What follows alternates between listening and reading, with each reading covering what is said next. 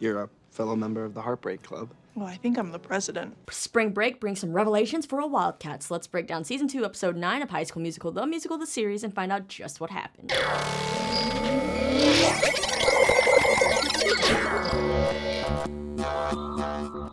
What's going on, you lovely people? Lisa here, back with another HSMTMTS recap. So, this episode is titled Spring Break and finds our Wildcats working through their heartbreak, inching towards heartbreak, or even finding love. So, let's break it all down. So, this episode opens with everyone joining Miss Jen on a Zoom call, where she reminds them that opening night is only 3 weeks away and the stakes are very high, so everyone needs to be safe. Basically, no one should break a bone over spring break. Also, this Zoom call really made me feel old because the kids called Scary Movie a really old movie.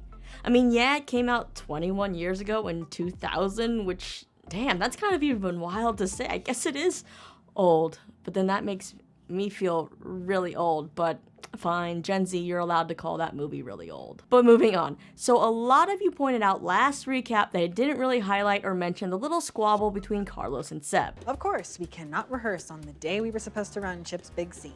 Does Chip have any big scenes? Do you maybe want to rephrase that? There are no small parts, only small teacups. I just made it worse. Honestly, I kind of just wanted to forget about it because I think part of me was in denial that our precious Seblos could have any trouble. But unfortunately, that tension continues this episode as we see that Carlos is in Cabo and he invited Seb, but Seb turned down the invitation to stay with his cows that are nearing labor. They continue to kind of have little squabbles throughout this episode as it seems like Carlos is flaunting his trip all over socials, including posting pics with Cabana Boys, which isn't making Seb too happy. As for Nini, she seems like she's handling the breakup with Ricky actually pretty okay. She's dedicated her spring break to working on her music page now that she's up to 15,000 followers. She ends up going live. It's a little awkward at first, but she promises her fans that she's a notebook full of songs. But there's a problem. She's kind of a liar. Her notebook is completely empty. She is having writer's block yet again. Now, at one point, she tries to write a song and she sees Ricky's dog tag sitting in her jewelry box, and she realizes she's still wearing the necklace he gave her, so she takes it off and closes that jewelry box, and it kind of feels like that's the last little piece in this whole thing, like that's really closing the chapter here. Courtney later calls Nini to tell her that North High is about to drop a video slamming East High for being lazy and giving up on the competition because all of the East High kids went on spring break. And Nini's kind of like, wait, how do you know this piece of intel? Well, Courtney says she's not talking to Howie, but Howie's talking to her. And since Howie is telling Courtney stuff like this, it seems like he really is a good guy trying to make amends after, you know, all. He's not like Lily and Antoine where he's malicious. It seems like he really does like Courtney, and I really do hope that he and Courtney make amends. They're just honestly really cute together, and Courtney deserves love. Plus, Courtney steals every scene she's in. I'm frozen. See, I gotta go. I gotta get back to work. Bye. I love you so much. Bye! Miss Jen later calls another Zoom meeting and they all watch this video that North High has dropped, which basically says that East High doesn't deserve all the attention and fame they got, and it's time for North High to rise above them, and how North High spent their spring break on a theater immersive trip on Broadway in New York. Well, Miss Jen says that they need to beat North High at their own game, but with a twist, something subtle but public. So now the wheels are turning. And of course, there's only one way to solve this, and no, it's not a dance-off, thankfully.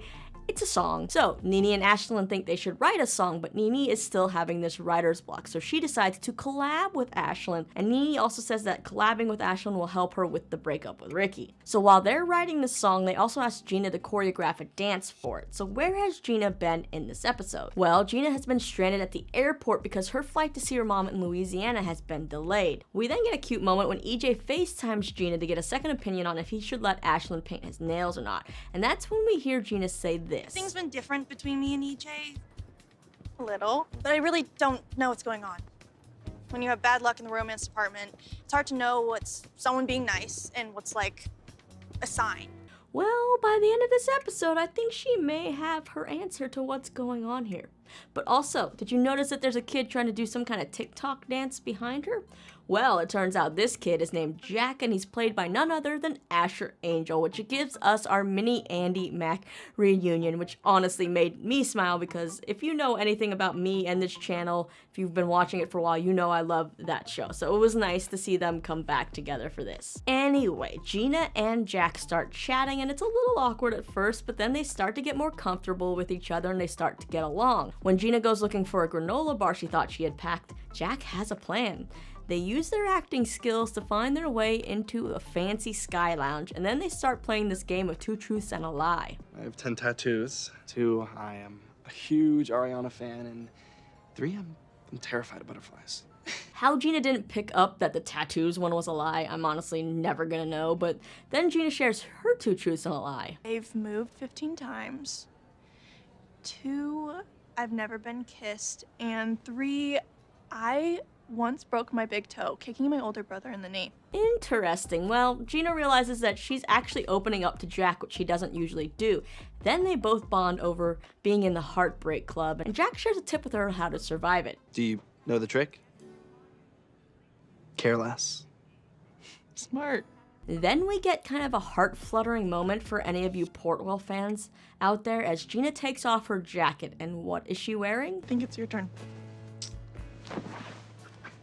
Yeah, that's EJ's Duke sweatshirt, which if you notice has also been customized. Like, I guess he did use it to cover her up when she fell asleep. She must have been like, do you want this back? And he was like, no, since he doesn't want to go to Duke. So she took it upon herself to still wear it, customize it, cut it up, kind of like boyfriend, girlfriend-ish. I don't know. But it's kind of understandable why Jack then asks this question. Is that your boyfriend's? Not that I know of. So yeah, what exactly is going on with EJ and Gina? Well, Gina and Jack continue to talk, and Gina realizes that she's missed a ton of texts, so she goes to choreograph this East High video, and we get another awesome Season 2 song called You Ain't Seen Nothin'. The lyrics basically talk about how sometimes you gotta take a break. It doesn't mean that you're not trying, but you don't want to work too hard, and also sometimes you gotta go high when others go low, and others maybe won't see it coming. And also the whole message of the East High group having each other, and that's how they're going to win. And yeah, it's a nice classy jab back at North High. It's all about having each other. It is a bop, and also guys, it's about balance. You gotta find that balance in your life, which obviously North High doesn't have. They just want to win, they go for the throat, and that's gonna get exhausting. But moving back to Gina, her flight ends up being canceled, so instead of sleeping at the airport, she's gonna go back to Ashland's for the night, and she posts on her Instagram story that she's gonna be Ubering back there. Then she and Jack basically have to say their goodbyes, admitting that both think the other is cute, but that they probably won't ever see each other again. But this chance meeting actually helped both of them. They were very similar. They had similar upbringing, similar interests, and they were just able to open up to each other, and I think it helped Gina really work through a lot of feelings that she's having for other boys, per se. Jack does tell her that whoever gets that first kiss from her will be a lucky guy. Gina says that she actually thinks she's ready or getting there. She's just waiting for the right guy to show up and stay around. And they have a cute little goodbye, and it kind of makes me wonder why my airport trips never go like that. Instead, my airport trips, even when I'm stranded, are just super stressful. Anyway, as Gina's going down the escalator to get a car, an Uber, guess who shows up? And not only shows up, but is there for her in all the right ways. Gotta show up for your peeps, you know? Bring it back in the morning. Oh, also, I brought you a granola bar, in case you were hungry.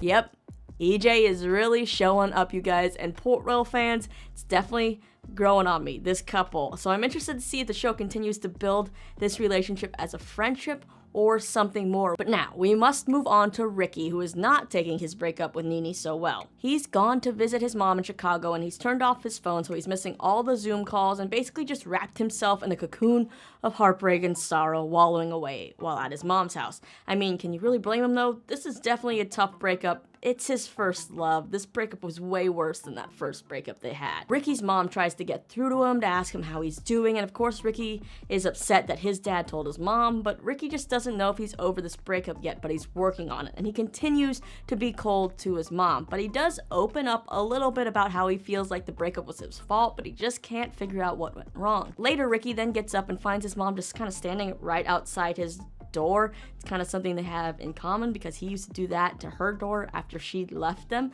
But he finally does open up to her a little bit about his pent-up anger for what she did opening night, bringing her new boyfriend to the show. And thank God that they finally talk this out, because we've seen that building in Ricky all season long, and he just has been building up everything inside, and I think that's what made the breakup with Nene worse, because he couldn't talk to anybody about it. The one person he sort of talked to was Gina, and that fell through, so then he really felt like he couldn't open up to anybody, which is sad because Big Red's like his best friend.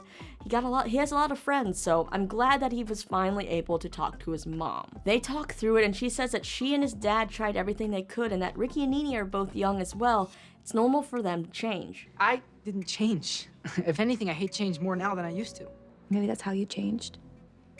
Maybe that's my fault. Now, Ricky, like I said, hasn't really been opening up to any of his friends for support, just bottling it up. So this is a good sign. I think it's great to show, especially young men. I feel like we have this stigma, this stereotype that you can't have feelings, you can't show emotions. So something like this is really good for people to see. Ricky's mom then gives him a piece of advice. She suggests that he keep busy. Maybe he should make something. She took up knitting. We know that he writes songs. She also says that sometimes the best thing you can do for someone you truly love is to let them go, which inspires Ricky, and he picks up his notebook and starts writing, well, a song, of course.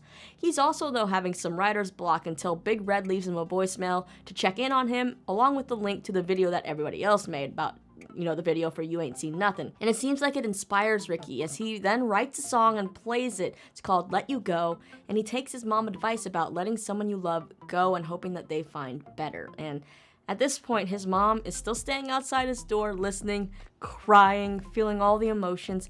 And then when Ricky finishes playing the song, it's like he knows his mom is out there, and he calls for her and then asks if she wants to hear something, which means that relationship is on the mend, which I love. But also I feel like it means Ricky's kind of maturing. He's really starting to understand it wasn't all about him, it's about everything, and sometimes you're young, relationships don't last. It doesn't mean you're not gonna love this person still. So yeah, I'm hoping that him and Nene can hopefully be friends. They obviously kind of got to do the show together, so we'll see how it goes. But yeah, that wraps up the events of spring break. Ricky and Nene both seem to finally have gone over that little hump at the top of the mountain, of the breakup mountain, and are now moving down towards settling in, moving on, and kind of getting to a good spot.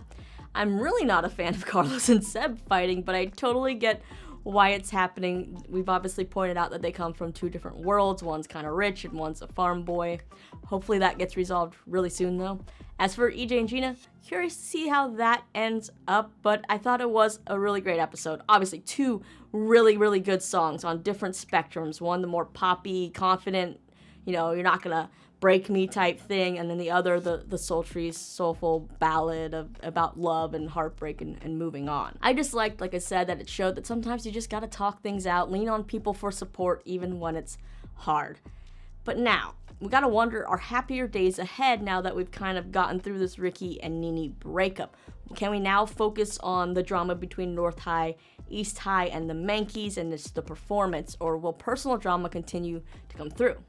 We'll have to see, so let's watch the promo for the next episode. This is the moment the audience has been waiting for. This has to work. No pressure, right? Is something going on with you guys? I guess you could say he met a group of extremely photogenic guys when he was down in Mexico. Oh my God, the chocolates. What are the chocolates? I thought Ricky sent me some chocolates on Valentine's Day. Why did I never hear about this? Oh wow, just when we thought Nene maybe was gonna be drama-free from boys and everything, the tension is turned up to 10, because now it seems like the conflict has moved to Gina and Nene with the mention of the chocolates. So Ricky may not be out of the woods yet. On Ricky's end, he was clueless. He didn't do anything with Gina. Nothing was there. It was all in Gina's side of it, but it's not gonna be easy for Gina to be like, yeah, I had feelings for your boyfriend at the time. That's gonna hurt their friendship, and it was like, sucks because it's like right when they're in a good place too. But we'll have to wait and see how that drama plays out. But yeah, that's all I got for this week's recap. So what was your favorite moment from this episode? Did you like the Andi Mack reunion? If someone else from Andi Mack maybe popped up, in this season. Well, not this season because it's already filmed, but maybe next season. Who would you like to see? And what do you think is going to happen next with all of our relationships? We have Carlos and Seb, Gina and EJ, Ricky and Nina, Gina and Nini. Yeah, what is going to happen next? Leave me all your thoughts, theories, and whatever else down in the comments below. After that, don't forget to hit that subscribe button if you haven't already, because I'm here rambling about TV shows, doing interviews, and all kinds of things all the time. You can check out more of those videos actually right over here. And yeah, as always, I'm Lisa. Thanks for listening to me ramble. I'll see you next time.